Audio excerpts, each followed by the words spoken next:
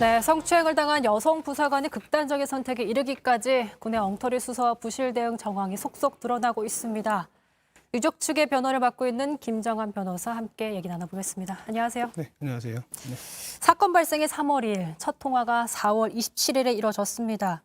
정작 피해자는 한 번도 못 만났다면서요? 네, 뭐 여러 차례 보도가 됐지만 지금 피해자가 고통을 호소한 부분 중에 가장 큰 부분 중에 하나가 국선 변호인을 통해서 뭐 충분한 조력을 받지 못한 부분이기 때문에 한 번도 면담은 이루어지지 않은 것으로 알고 있습니다. 네. 오늘 오후에 고소장을 제출을 하셨죠? 네, 어떤 맞습니다. 혐의로 좀 제출을 하셨죠? 저희가 직무유기 등 혐의로 고소를 했고 사실은 직무유기를 제외하고도 저희가 묵과할 수 없는 비위 사실이 확인돼서 그 부분 추가로 고소장 제출했습니다. 네. 그러니까 유족의 주장에 따르면 이중사 사망 후에 구속 수사를 촉구했지만 네. 약간 어이없다는 반응을 보였다면서요? 네, 뭐 그런 부분도 있고 사실은 기본적으로 국선 변호인이면 해야 될 업무 자체를 해태했기 때문에 그 부분은 저희 판단으로는 직무유기 해당한다고 생각하고 있습니다. 네. 이런 반응을 보인 게 사실은 맞고요. 네, 사실은 맞습니다. 예. 알겠습니다. 사실 공군 경찰에서 검찰로 넘겨지면서 검찰도 사건을 넘겨받은 후에 네. 2달 동안 가해자 조사를 하지 않았잖아요. 네, 네. 이런 거에는 어떻게 좀 보시는 거예요? 그러니까 뭐 저희가 사실은 이 사건 2달 동안 수사를 안 했다. 그 자체로 문제가 된다고 하기보다는 이 사건의 엄중성이라는 게 있을 것입니다. 그러니까 지금 이 사건 같은 경우에는 군인 등 강제추행 치상죄이기 때문에 사실은 실형을 피하기 어려운 사건이기 때문에 무조건 도주의 우려가 있다고 보여지고요. 그리고 이 사건 뭐 각종 회유가 있었기 때문에 증거인멸의 우려가 매우 높음에도 불구하고 수사를 아주 하지 않았다는 것은 분명한 문제라고 할 것입니다. 네. 5월 31일에 되어서야 피의자로 첫 조사가 이루어졌잖아요. 네. 사실 군 국선 변호사도 하셨고 또 네. 검찰관이시기도 하셨는데 네.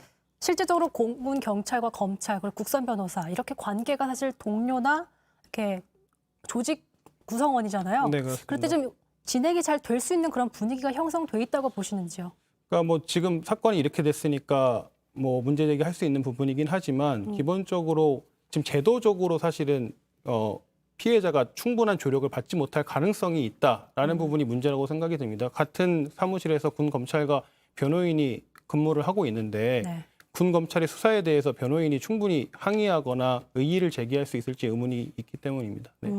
그렇다 보니까 군대 내에서 문제가 생기면 경찰이 검찰에 넘기고 또 재판도 군사법원에서 받습니다. 이러다 보니까 제 식구 감싸기다. 분위기상 어쩔 수 없이 좀 유야무야하는 그런 분위기로 흘러가고 있다라는 발언들이 나오고 있거든요. 네, 뭐 그 부분에 대해서는 저는 개인적으로는 단정하기 어렵다고 생각하긴 합니다. 왜냐하면 저희가 실제적으로 경험을 했을 때 군 검찰이나 군 법원에서 구형도 일반 법원에 비해서는 훨씬 세고 판결도 그렇기 때문에 사실 단정하기 어렵다고 생각하지만 다만 이런 부분은 좀 짚고 넘어가야 될 것 같습니다. 그러니까 지금 어쨌든 군 사건이기 때문에 예를 들어 사단이라면 사단장의 지휘를 검찰이 받게 되고 네. 그리고 국방부라면 국방부 장관의 지휘를 받게 되기 때문에 어쨌든 법무관들이 독립적인 기구로서 일단 뭐 자기의 양심껏 행동을 해야 되는데 그 양심껏 행동하는 것이 제도적으로 보장되어 있지는 않기 때문에 사실은 외부에서 봤을 때는 공정한 수사가 이루어진다고 항상 의구심을 들 수밖에 없는 문제점이 있는 것 같습니다. 네. 그러니까 시스템을 좀 살펴보면 제동을 걸 수 있는 부분들이 충분히 있었다고 보이는데 네. 특히 문제가 되고 있는 게 군 양성평등센터에서도 성추행 사실을 인지하고도 국방부에 보고하지 않았잖아요. 네, 네. 이런 행태에 대해서 좀 어떻게 보세요? 그러니까 그거는 좀 납득하기가 좀 어렵습니다. 사실은 저희가 수차례 군 사건이 거듭되면서 성범죄에 대해서는 양성평등 상담관이나 뭐 성고충 상담관이 직속으로 보고를 하게 돼 있는데 지금 그 보고 자체가 누락되거나 왜곡됐다는 점이 나오고 있기 때문에 네.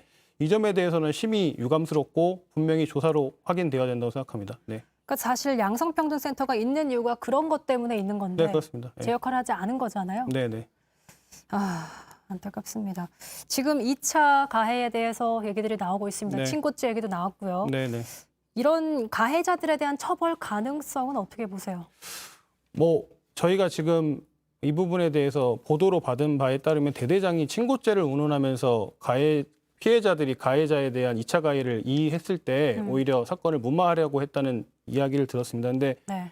지금 예를 들어서 아동청소년 성보호에 관한 법률에 따르면 아동청소년은 열의한 지위에 있기 때문에 회유를 당하게 되면 그 자체로 처벌을 하게 돼 있습니다. 근데 비교했을 때 부하인 군인의 경우에도 사실은 성범죄 사건에 있어서는 회유나 협박을 받았을 때 마찬가지로 열의한 지위에 있을 수밖에 없는데 그 부분이 사실은 법 규정에 미비하다고 보여지고요. 그리고 지금 뭐 친고죄 얘기를 하면서 공군이 해명을 하고 있는데 군인사 징계령에 따라서 성범죄를 은폐했을 때는 강하게 징계를 하도록 되어 있습니다. 따라서 이 사건 친고죄를 이유로 처벌하지 못한다면서 피해자를 만약에 회유했다면 그 자체도 또 다른 범죄라고 생각이 듭니다. 네. 네, 남편의 진술을 보니까 뭐 처벌받기 원했지만 불이익을 당할까 무서워서 그렇게 얘기했다라고 네. 하더라고요.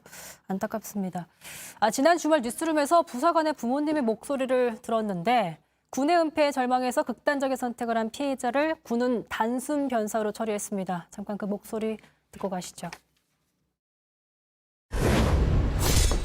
명예를 회복할 수 있는 길은 먼저 순직 처리, 우리 아이 편안하게 쉴 수 있는 자리, 이런 것들이 최우선적이라고 생각을 합니다. 단순 변사라는 말을 듣고서 제가 엄청 슬펐습니다. 그러니까 최초 보고에는 단순 네. 변사로 올라갔잖아요. 성추행 사실은 표기되어 있지 않고. 네, 네. 이런 거에 대해서는 어떻게 보세요?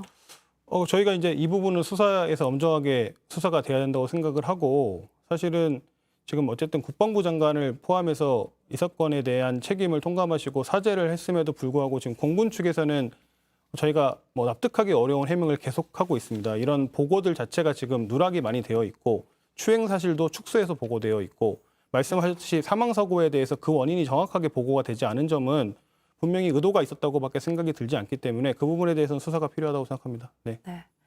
말씀하신 대로 엄중한 수사가 이루어져서 처벌을 받기를, 가해자였다면 처벌을 받기를 바라겠습니다.